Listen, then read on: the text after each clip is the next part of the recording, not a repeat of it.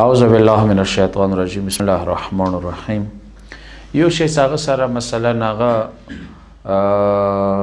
روزه نه کیږي، یعنی انسان کا جنوب ده، جنوب حالات کې دوه څه ده هغه ته روزه ته نشي داخلي ده، یعنی په کور د غسل وکي هغه نه علاوه خزه کشری حیض حالات کې ده، مینسس حالات کې ده هغه نشي ورنه وته، یعنی روزه ته په کور د ابو چې کې غسل وکي.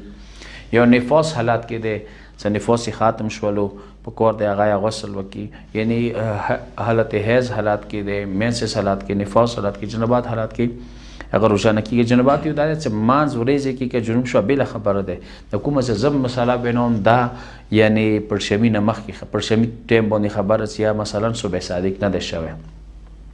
البته یو بل مثلا هغه کې ډیره مهمه ده، خوانو میانو لپاره هغه کې ډیر کنفیوز دي چې ردی د لپاره مسوکو یو د حیض ده، یو نفاس ده، یو استحاضات ده. استحاضات کومه ده خصوصا استحاضه قلیله سمو ته یو څخه ظهور باندې پیږي هغه حکم طاهره ده، یعنی حکم طاهره ده څنګه پاکي خزي پښونتای سبيږي، حتی دا چې چاهي کثیره یا متوسطه ویلی نوی بیا هم چې دغه استحاضه حالات کې ویلی هم نوی، یعنی پرشمی ټیم کې ویني بیا یا کچيري هغه غسل نوی کړي هم هغه روزه صحیح ده، روزه ستای شي. خو دا چې متوسطه کې یو غسل دی چې هغه فجر د پاره، ظهرین د پاره، عشاءین د پاره، یعنی دا پنځو المزو د پاره بچ کې یو غسل کوي. کچيري بیا کثیره ده ناغه کې یو غسل سبیل د پاره، یو ظهرین د پاره ده، یو عشاءین د پاره ده، یعنی درې غسل راځي.